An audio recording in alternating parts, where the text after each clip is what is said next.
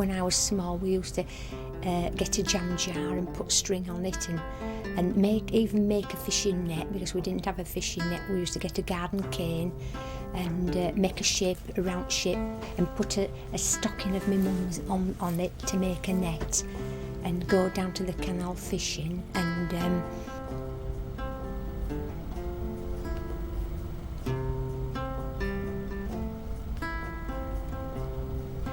they used to play skimming on the canal, where they'd get stones and throw the stones to make them skip on over the canal, see how many times the pebble would jump.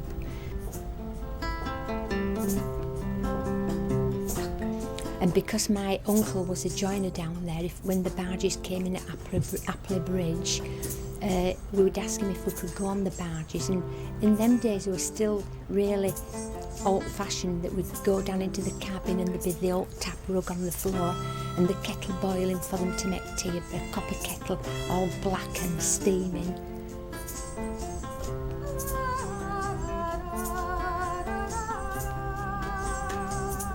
I spend my time not far from where I live, where there are a couple of swing bridges, and at that time the canal was busy with commercial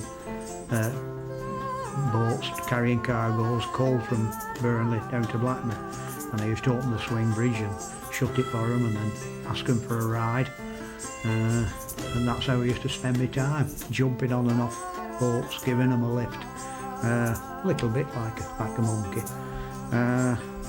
On one occasion, well in fact on once or twice, a number of occasions, it always caused a little bit of consternation with my parents, particularly for my dad as well. My dad had come home from work and my mother would be in a right pickle. Oh my God, he's disappeared. No, he hasn't been seen for hours and hours. Nobody knows where he was. Well, I was off over the fields on the canal bank, riding up and down the coal boats. The problem is that my father had come home from work, and instead of being able to sit down to his tea, he'd have to set off going a-looking for me.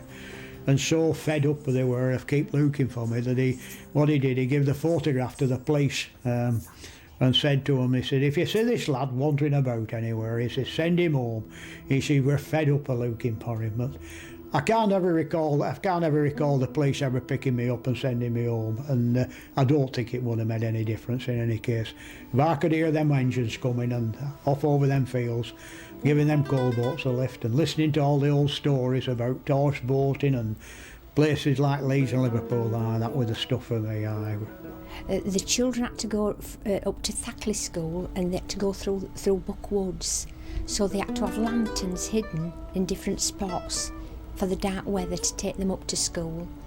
And what I used to do when I came out of school is I'd call in the telephone box, and I had the telephone number for this particular phone, and I'd ring it up, and whoever answered the phone, sometimes it would be old Bob Sharrock. Old Bob was fairly steady, so it was always late in the afternoon when Bob was loaded. And I'd ring up and say, is that you, Bob?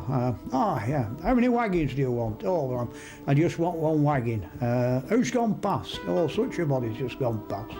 So I'd have a rough idea then as to who'd just gone past Rosegrove, and knowing how long it took for the boats to make their way down from Rosegrove down to Waltham, not far from home. It gave me time to nip home, have a quick something to eat, jump on my bike, and off over the fields to go and give them a lift with the swing bridges, and it was much appreciated. And I'd give them a lift and have a ride out to the power station, and look, if I was lucky, I'd catch one coming back again after he'd unloaded, and I'd have a ride back with him, and that would be the evening's entertainment. I'm looking forward to weekend when I could have our school holidays, when I could spend all day with them, which were better still was that law school. I never liked school. and as I got older and older and more towards getting ready for leaving school, I decided then that this is the job for me. I was allowed to steer, and it was always explained to me how to line the boat up, how to steer the boat empty, and steering it loaded. A totally different technique between steering empty and steering loaded. But everything was explained to me. And if I did get it wrong, well, I got a wallop round the ear hole and told off. Should know better, but it was all explained as to what I'd done wrong, and I was expected not to do it again. And in a way, it was done basically one to make so I could do the job more efficiently, to make it easy for myself. And a lot of it was what they'd been told. They'd gone through the same experience as from their fathers and their grandfathers and their uncles, or whoever they were brought in with as a young lad. And it was a continuation of these skills going back hundreds and hundreds of years. My grandparents moved from being lockkeepers at Leeds, and they moved to Field Locks, which is in between Shipley and Esholt.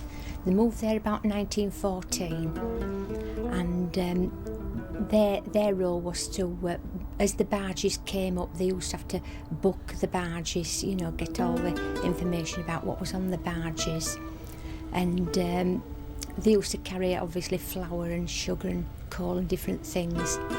And my grandma, she would feed the horses and feed the boatmen, and for doing that the boatmen would pierce the sacks of sugar and flour, catch some to give it to my grandma for feeding them. On leaving school, I applied for a job with British Transport Waterways, went mate with a boat clewed with a skipper called Alfie Sykes, from Shipley.